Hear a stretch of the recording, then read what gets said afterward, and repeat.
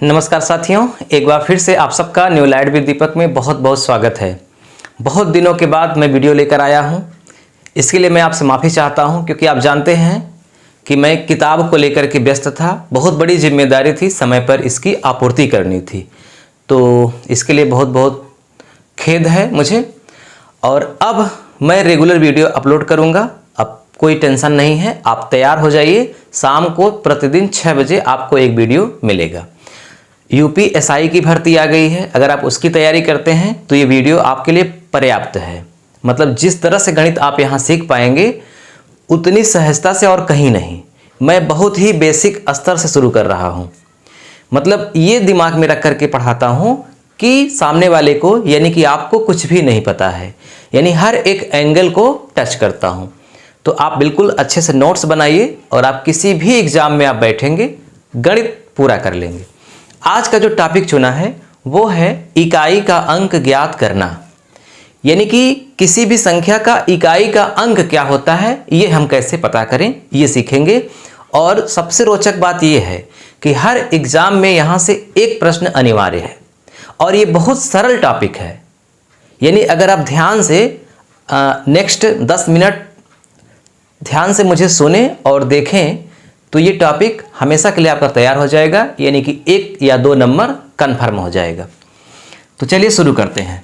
देखिए, आप जानते हैं जैसे मान लीजिए लिख दिया जाए 75 और आपसे पूछा जाए कि इसमें इकाई का अंक क्या है और दहाई का, तो ये आप बचपन से ही पढ़ते आए हैं कि हम दाहिनी ओर से शुरू करते हैं।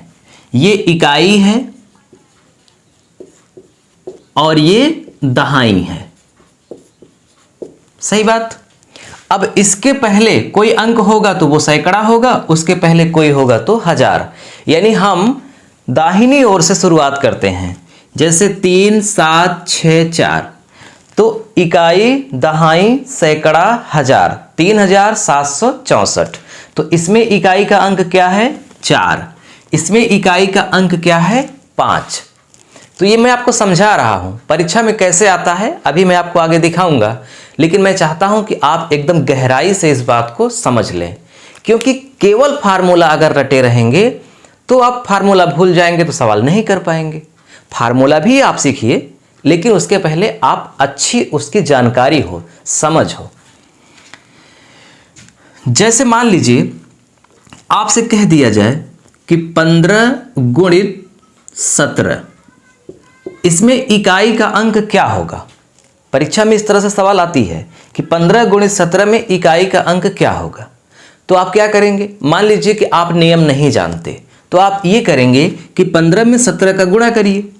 तो 15 सत्ते 105, हासिल लगा 10, 15 का 9 15 और 10 25, 255। इसका मतलब इकाई का अंक क्या है 5 है। तो एक तरीका तो यह है कि आप दोनों का गुणा कर दीजिए, और दूसरा तरीका यह है उससे भी सरल, वो क्या है कि इसका इकाई का अंक पकड़ लीजिए और इसका इकाई का अंक पकड़ लीजिए और केवल 5 का 7 में गुणा कर दीजिए। 5 सत्ते 35 और 35 में इकाई का अंक क्या होगा 5, है ना। तो इस तरह से सवाल आती है। अब हम इसी को विस्तार से समझेंगे। इसमें एक और प्रकार से आती है, जैसे लिखा रहता है 15 के घाते 3, इसमें इकाई का अंक क्या होगा, या 36 के घाते 1001, इतने बड़े बड़े घात। तो ये हम दोनों प्रकार की सवाल अभी हम समझेंगे। तो इसमें हम पहले पकड़ते हैं टाइप 1। टाइप 1 में केवल गुणा और जोड़ वाली सवाल देखेंगे, गुणा और जोड़ पर आधारित। जैसे डायरेक्ट उदाहरण से शुरू किया जाए बात, जैसे मान लीजिए लिखा है 17 गुणित 2 गुणित 12 और आगे लिखा है इकाई का अंक ज्ञात करो, इकाई का अंक बताओ।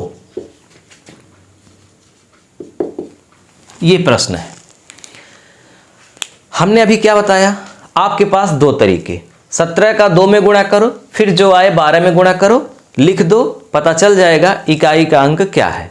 दूसरा तरीका है समय बचाने के लिए कि आप इसका इकाई का अंक पकड़िए 7 गुणित, ये तो इकाई है ही 2 गुणित इसका इकाई का अंक क्या है 2। अब गुणा करिए 7 दूनी 14 और 2 बचा हुआ है। अब फिर से इसमें 14 में इकाई का अंक क्या है 4 और इकाई का अंक 2, तो 4 दूनी 8, तो आपका आंसर क्या हो जाएगा 8। या फिर 7 दूनी 14 दूना 28 आया, तब भी इकाई का अंक क्या है 8।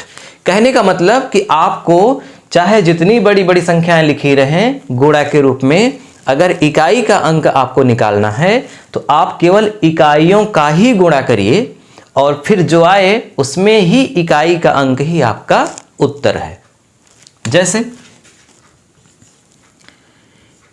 1006 मान लीजिए लिखा है 1006, फिर 10,765 गुणित 961।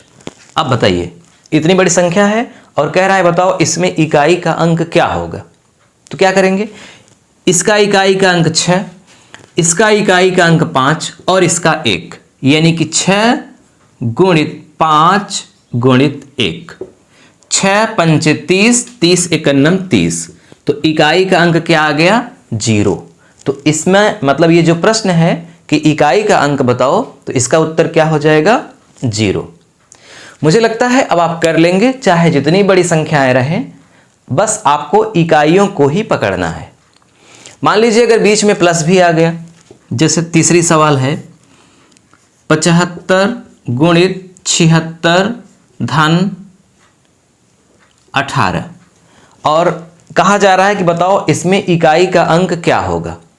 तो कुछ भी मत करिए, आप इसका इकाई का अंक पकड़िए 5 गुणित इसका इकाई का अंक 6 और फिर इसका इकाई का अंक 8।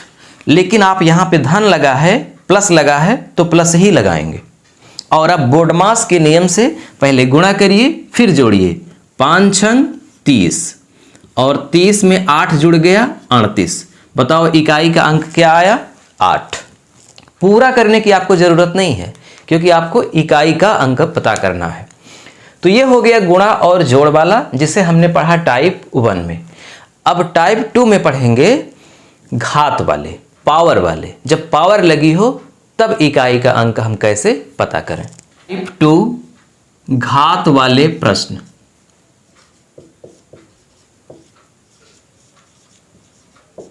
घात वाले प्रश्न। अब एक उदाहरण से हम समझते हैं। सवाल में है 172 के घाते 1001 में इकाई का अंक बताओ। इकाई का अंक बताओ, ये है प्रश्न। जब आप फार्मूला सीख जाएंगे, अभी हम आपको बताएंगे, उस फार्मूले से आप इसको 3-4 सेकंड में लगा देंगे या फिर अधिकतम 10 सेकंड। 10 सेकंड से ज़्यादा नहीं लगेगा। लेकिन उस फार्मूला पे आने से पहले हम इसको विस्तार से समझते हैं कि आखिर ये कहना क्या चाह रहा है, मामला क्या है। एक ही बार समझना है, बार बार नहीं, समझ जाएंगे। देखिए, आप जानते हैं कि कुल अंक कितने होते हैं। अगर आपसे पूछा जाए कि गणित में कुल कितने अंक होते हैं, तो शायद आप कहेंगे अनगिनत। तो अनगिनत नहीं, सिर्फ 10 अंक होते हैं। कौन कौन अंक होते हैं? 0, 1, 2, 3, 4, 5, 6, 7, 8, 9 और 1 ये। तो 0 से लेकर के 9 तक के ही अंक जो होते हैं वही अंक हैं, और इन्हीं से ही चाहे जितनी बड़ी संख्या आप बना सकते हैं। आप कुछ भी लिख दीजिए। देखिए 172 भी लिखा है तो इसमें 3 अंकों का प्रयोग हुआ है, 1, 7 और 2। 1, 7 और 2, यानी करोड़ों में लिखेंगे, अरबों में लिखेंगे, कुछ भी लिखेंगे, इन्हीं का प्रयोग होगा। इसका मतलब कि कोई भी संख्या लिखी हो उसका इकाई का अंक इन्हीं में से कोई एक होगा। ये भी बात वह सही है। मतलब कोई संख्या भी लिखेंगे तब भी इन्हीं में से अंक रहेंगे। उस संख्या का इकाई का अंक पता करना होगा तब भी इन्हीं में से कोई एक रहेगा। और उसका घात भी अगर लगा है तब भी वो घात भी इन्हीं में से है। अब इसका मतलब ये हुआ कि अगर मैं इन लोगों के बारे में अच्छे से जान पाऊं कि इनमें घात लगाने पर होता क्या है, तब इसको भी समझ पाएंगे और बहुत जल्दी से कर लेंगे। जैसे 0 है, अब 0 में कुछ भी घात लगा दीजिए, XYZ। मान लीजिए 0 के घात 1, 0 के घात 2, 0 के घात 3, 0 के घात 50, 0 के घात 1000, कुछ भी, तो आप जानते हैं कि उसका इकाई का अंक हमेशा 0 ही आएगा। जैसे 10 के घाते अगर 2 लिखा जाए तो 10 के घाते 2 का मतलब 10 दहाई 100, तो इकाई का अंक क्या आ रहा है? 0। इसी तरह से 10 के घाते अगर 3 कर देंगे तो 1000 हो जाएगा, तब भी इकाई का अंक क्या आएगा? 0।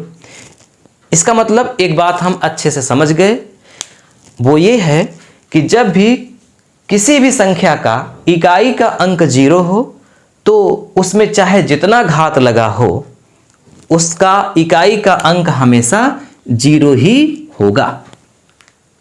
उदाहरण के लिए इसी सवाल में अगर मैं यहां 170 लिख दूं और आपसे कहूं कि बताओ इस सवाल में जो 170 के घाते 1001 लिखा है, इसको हल करने पर इकाई का अंक क्या आएगा, तो आप आंख बंद करके बता देंगे 0 आएगा, क्योंकि 0 में कोई भी घात लगाओ इकाई का अंक 0 आता है। ठीक है, तो एक बात तो समझ में आ गई। लेकिन अभी लिखा है 2, तो हम 2 को कैसे करेंगे अभी आपको बताते हैं, लेकिन आप समझिए इसको। तो 0 हो गया। अब 0 के बाद ऐसा भी हो सकता है कि इकाई का अंक 1 हो, तो अगर किसी भी संख्या का इकाई का अंक 1 है तो उसमें कोई भी घात लगा हो तो उसका भी इकाई का अंक 1 ही होता है।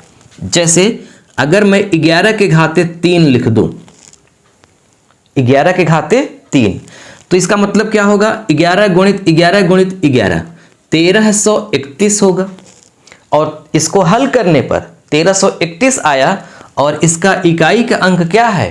1। ठीक है ना?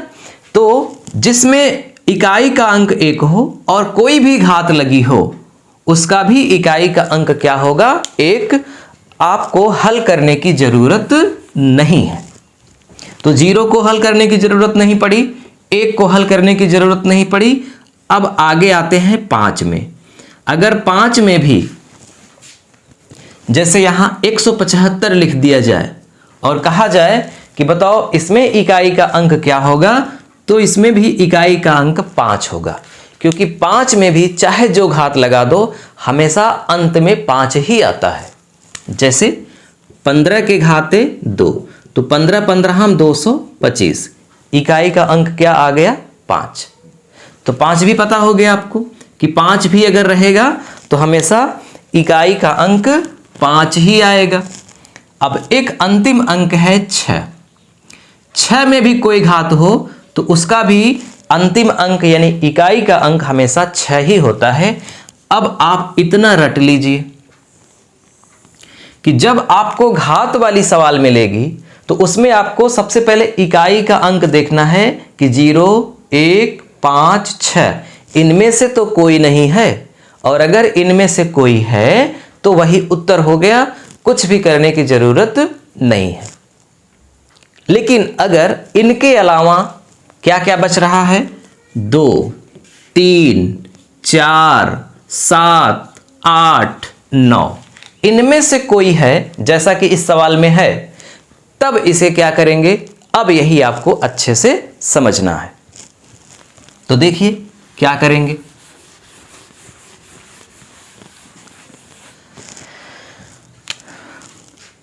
बात हम 2 की करते हैं तो यहां केवल 2 से ही संबंध नहीं है, 2, 3, 7, 8, 9 सब का नियम एक ही है। तो मैं एग्जाम्पल के रूप में 2 को समझाता हूं। 2 के घाते 1, 2 के घाते 2, 2 के घाते 3, 2 के घाते 4। किसी भी संख्या का चाहे जितना घात लगा दो उसका इकाई का अंक केवल 4 प्रकार के ही अंक आते हैं, 5वां कोई प्रकार नहीं होता। जैसे 2 एकन्नम 2, 2 दूना 4, 2 दूना 4 दूना 8, 2 दूना 4 दूना 8 दूना 16। तो जब 2 में 2 का घात लगा है तो इकाई का अंक 4 आया। 2 में 3 घात लगा है तो इकाई का अंक 8। 2 में 4 लगा है तो इकाई का अंक 16। अब देखिए, मतलब इकाई का अंक 6। अब अगर मैं लिख दूं 2 के घाते 5 तो इसका उत्तर क्या होगा? 2 दूना 4 दूना 8 दूना 16 दूना 32। इसका इकाई का अंक क्या आया? 2। जो यहां आया था वही रिपीट हो गया। अगर 2 के घाते 6 कर दूं तो यहां आ जाएगा 64 और यहां जो आया था वही रिपीट हो गया। इसका मतलब एक बहुत अच्छी आपको गणित में अभी जानकारी मिल गई जो शायद आपको कभी नहीं मिलती अगर हम केवल सूत्र से बता देते तो। सूत्र से सवाल तो लगाना सीख जाते लेकिन आप गणित नहीं सीख पाते, है कि नहीं? मैं आपको गणित सिखा रहा हूं। देखो, किसी भी संख्या में 4 घात तक अंक बदलते हैं इकाई के, उसके बाद फिर वही रिपीट होने लगते हैं। देखो, 2 के घाते 5 में फिर आ गया वही जो पहले में आया था। 2 के घाते 6 में फिर वही आ गया जो दूसरे में आया था। इसका मतलब घात चाहे जो लगा हो, हम अगर उसमें 4 का भाग कर दें तो उससे पता हो जाएगा कि हमारा इकाई का अंक क्या होगा। तो बस यही आपको अब समझना है। जैसे सवाल में है 172,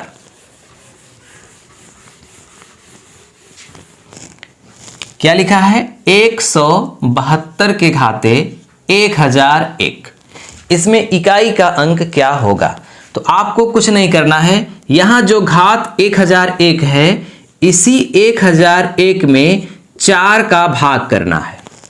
क्यों 4 का भाग करना है? अभी मैं बताया कि 4 बार तक ही इकाई के अंक बदलते हैं घात में, उसके बाद फिर से रिपीट होने लगते हैं, इसलिए हम 4 का भाग करेंगे। तो 4 दूना 8, 2 शेष बचा 0, 4 पंचे 20, कट गया, फिर 1 आया, 4 0 में 0, शेष कितना बचा? 1। आपको शेष से मतलब है, यहां जितनी बार गया उससे मतलब नहीं है, आपको हमेशा शेष से मतलब रहेगा। और आप जान लीजिए शेष या तो 1 आएगा या तो 2 आएगा या तो 3 आएगा। 4 शेष आएगा नहीं क्योंकि 4 से भाग ही हो रहा है। तो शेष क्या क्या आएगा? या तो 0 आ सकता है, भाई 0 आ सकता है कि नहीं? मतलब पूरी संख्या अगर कट जाएगी तो 0 आ जाएगा, या फिर 1 आएगा जैसा कि इसमें आया है, या 2 आएगा या 3 आएगा, 4 कभी नहीं आएगा। तो जब 1 आ जाए और 2 आ जाए, 3 आ जाए, तो आप क्या करिएगा? जो यहां पर इकाई का अंक लिखा है उसी में जो शेष आया है वही घात लगा देना है। अब 2 में 1 घात लगाएंगे तो 2 ही होगा। इसका मतलब इसका आंसर क्या होगा? 2। यानी इसमें इकाई का अंक क्या होगा? 2। जैसे मान लो अगर यहां पे 1003 होता, ठीक है, 1003, तो यहां हम क्या लिखते? 1003, शेष कितना आता? 3 आता। शेष 3 आता कि नहीं? तब हम यहां पे 2 के घाते 3 लिखते जो शेष आया है, और फिर क्या लिखते? 2 दूना 4 दूना 8, मतलब 3 बार गुणा करते 8, और अब इकाई का अंक क्या हो गया? 8। इसी तरह अगर शेष 2 बचता तो हम इसमें 2 लगाते और गुणा करके चेक करते। अगर शेष कुछ ना बचता, जैसे इसी सवाल में देख लेते हैं। इसी सवाल में मान लीजिए यहां 1000 है, 172 के घाते 1000, तो शेष कुछ नहीं बचा। जब शेष कुछ नहीं बचा इसका मतलब शेष 0 बचा, तो क्या हम 2 में घात 0 लगा देंगे? अगर 2 में घात 0 लगा देंगे तो 2 के घात 0 का मतलब 1 होता है। किसी भी संख्या में अगर घात 0 लग गया तो उसका मतलब 1 हो जाता है। जैसे 6 के घाते 0 बराबर 1, 7 के घाते 0 बराबर 1, ठीक है। किसी भी संख्या में 0 अगर लग गया तो 1 हो जाता है। तो आपको 0 नहीं लगाना है, मैं आपको समझा रहा था कि जीरो लगने का मतलब एक हो जाता है, आपको जीरो नहीं लगाना है। जब घात जीरो आ जाए तो आपको 4 लिखना है। जब घात 1 आए तो 1, 2 आए तो 2, 3 आए तो 3। लेकिन जब शेष जीरो आ जाए तो घात जीरो नहीं लिखना है, 4 लिखना है। इसको आप नोट कर लीजिए अपने नोट्स में। अब जब 2 की घात 4 हो गया तो इसका मतलब 2 गुणित 2 गुणित 2 गुणित 2, 2 दूना 4 दूना 8 दूना 16। इकाई का अंक क्या हो जाएगा? 6। चलिए कुछ एग्जाम्पल और देख लेते हैं।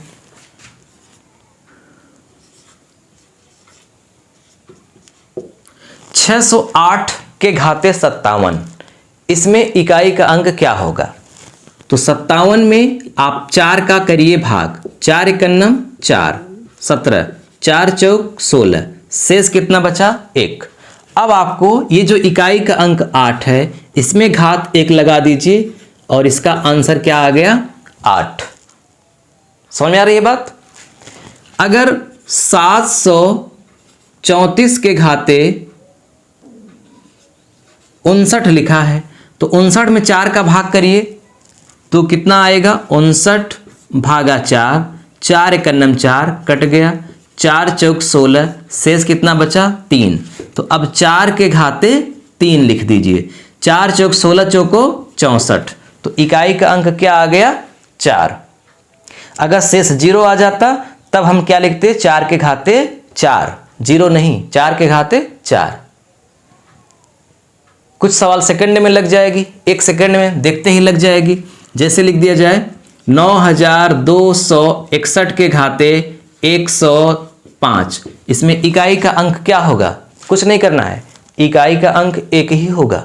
बताए अभी, जब इकाई का अंक 1 हो तो 1 हो जाएगा, 5 हो तो 5 हो जाएगा, 6 हो तो 6 हो जाएगा, 0 हो तो 0 हो जाएगा। तो 1, 0, 5, 6 के अलावा आपको ये प्रक्रिया अपनानी है। हालांकि इसमें भी अगर यही प्रक्रिया अपनाएंगे तो उत्तर वही आएगा, लेकिन जब हम जान रहे हैं कि वही आएगा तो क्यों हल करें? तो हल कब करेंगे? जब 0, 1, 5 और 6 नहीं रहेगा तब। तो ये हमने दोनों टाइप में आपको समझा दिया, गुणा वाला भी और घात वाला भी। इन्हीं दोनों टाइप में से ही आपके सवाल आएंगी।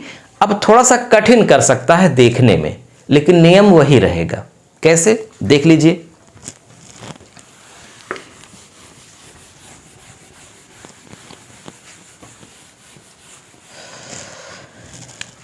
जैसे लिखा है 678 के घाते 10 गुणित 12 के घाते 104 गुणित 119 के घाते 106। और फिर आगे क्या लिख दिया गया? इकाई का अंक ज्ञात करो। तो क्या करेंगे? देखने में तो बहुत बड़ा लग रहा है, कुछ नहीं करना है, बस आपको बारी बारी से हल करना है। इसको अलग हल करना है, इसको अलग, इसको अलग। अगर मैं और आगे बढ़ा दूं, इसको 305 कर दूं और यहां घाते 15, कोई दिक्कत नहीं है, सबको अलग अलग करना है। यहां 8 को पकड़िए, 8 के घाते 10, तो आपको क्या लिखना है? 8 के घाते 10 नहीं, 10 में 4 का भाग करिए तो 4 दूनी 8, शेष कितना बचा? 2। तो यहां लिखना है 8 के घाते 2। यहां क्या लिखना है? 2 के घाते 104। 104 में आप 4 का भाग करेंगे तो पूरा कट जाएगा, शेष कुछ नहीं बचेगा, यानी कि शेष 0 बचेगा। और अभी बताए कि जब शेष 0 बचे तो घात क्या लगाना है? 4। देख लो, 4 दूनी 8, 4 छंग 24, मतलब शेष 0। इसलिए हमने 2 के घाते क्या लिख दिया? 4।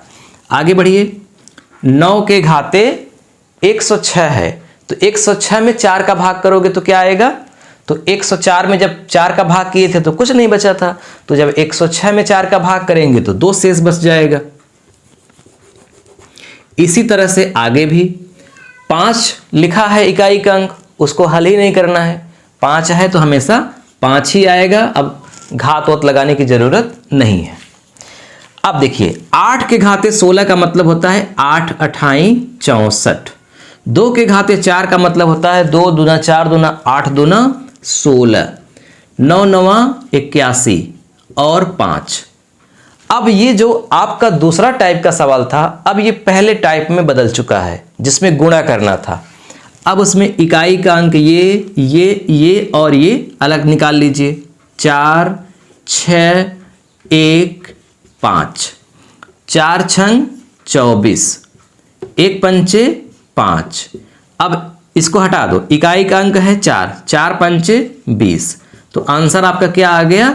0। यानी ये जो सवाल लिखी है इसमें इकाई का अंक क्या होगा? 0। तो इसी तरह की सवाल परीक्षा में आपको देखने को मिलेगी और उम्मीद करता हूं कि आपको बहुत अच्छे से समझ में आ गया। अब आप परीक्षा में कर लेंगे, इससे 1 नंबर आपका पक्का है। अब आपको हल करने के लिए, प्रैक्टिस करने के लिए आपके सामने स्क्रीन पर हमने कुछ प्रश्न लिखे हैं।